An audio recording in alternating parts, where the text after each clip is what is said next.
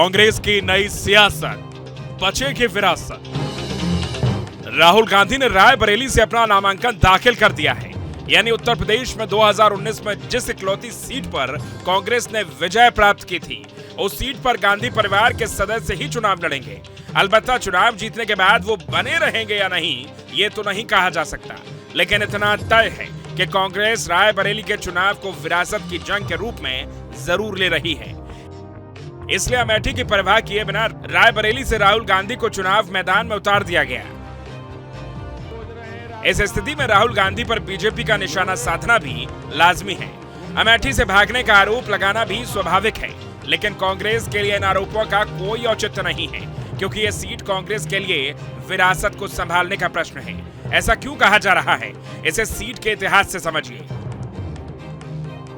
1957 में अस्तित्व में आई रायबरेली लोकसभा सीट पर पहली बार फिरोज गांधी सांसद बने थे और फिरोज गांधी की मौत के बाद भी यह सीट कांग्रेस का गढ़ बन गई। इंदिरा गांधी ने 1967 में रायबरेली से ही लोकसभा का चुनाव लड़ा था। इसके बाद इंदिरा गांधी का विजय रथ इस सीट पर 1977 में रुक गया, लेकिन 1980 में ही इंदिरा गांधी ने फिर रायबरेली सीट पर वापसी की। हालांकि इंदिरा गांधी की मृत्यु के बाद रायबरेली सीट पर गांधी परिवार की छाप हट गई, लेकिन 2004 में एक बार फिर सोनिया गांधी के साथ रायबरेली सीट पर गांधी परिवार की वापसी हुई और 2019 में यूपी में रायबरेली ही इकलौती ऐसी सीट थी जिसमें कांग्रेस को जीत मिली। तो प्रश्न उठना स्वाभाविक है कि राहुल गांधी के लिए अमेठी से ज्यादा रायबरेली सीट महत्वपूर्ण है और इसे बचाने के लिए ही कांग्रेस पार्टी ने राहुल गांधी पर दांव खेला है। रायबरेली गांधी परिवार की पारंपरिक सीट है और राहुल गांधी वहां इस वजह से पहुंचे क्योंकि कांग्रेस के भीतर ये चर्चा हो रही थी कि गांधी परिवार अगर अमेठी और रायबरेली से अपनी दावेदारी नहीं करेगा तो पूरे राज्य में कांग्रेस के लिए एक नकारात्मक स्थिति बनेगी। हालांकि रायबरेली का इतिहास बताता है कि यहाँ की जनता कांग्रेस पार्टी की समर्थक तो है, लेकिन कांग्रेस से नाराजगी होने पर जनता ने प्रत्याशियों को सबक भी सिखाया है, जिसका उदाहरण है 1977 में इंदिरा गांधी की हार।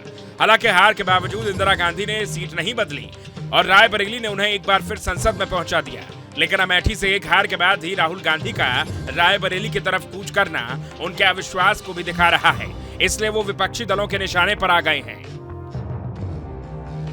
अमेठी से गांधी परिवार का ना लड़ना इस बात का संकेत है कि कांग्रेस पार्टी चुनाव में एक वोट पड़ने से पहले ही अमेठी से अपना हार स्वीकार कर चुकी है, क्योंकि अगर उन्हें लगता कि यहाँ जीत की कोई भी गुंजाइश है तो वो यहाँ से लड़ते, अपने प्रॉक्सी को ना लड़ाते। तो क्या इसका मतलब ये है कि राहुल गांधी और कांग्रेस पार्टी मान चुकी थी कि राहुल गांधी के लिए अमेठी से चुनाव जीतना इतना आसान नहीं है और पार्टी ने रिस्क न लेते हुए उन्हें रायबरेली की तरफ रवाना कर दिया? एक तरीके से वॉकओवर की स्थिति भी आप मान सकते हैं और राहुल गांधी का रायबरेली जाना निसंदेह एक पलायन है और एक डर से लिया गया फैसला। राहुल गांधी के रायबरेली की तरफ कूच करने वाले फैसले ने दो तरह के नैरेटिव बना दिए हैं। पहला, अमेठी में हार का डर और दूसरा, रायबरेली की विरासत को बचाने की कवायद।